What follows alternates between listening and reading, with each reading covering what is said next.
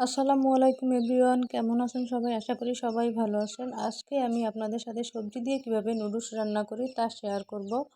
এখানে প্রথমে আমি তেলের উপরে পেঁয়াজ কাঁচামরিচটা ভেজে নিয়েছি, তারপরে দিয়ে দিয়েছি ডিম, আর তারপরে অ্যাড করে দিলাম সবজিগুলোকে ভালোভাবে সিদ্ধ হয়ে আসলে নরম হওয়া পর্যন্ত এটাকে ভালোভাবে নেড়ে চেড়ে নিব, তেলের উপরে ভেজে নিব।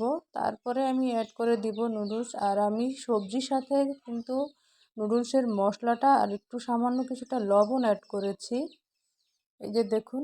তারপরে আমি নুডলসটা ভালোভাবে সবজির সাথে মেখে নিব নেড়ে চেড়ে। তারপর এখানে আমি অ্যাড করে দিলাম সয়া সস, তারপর দিব টমেটো সস।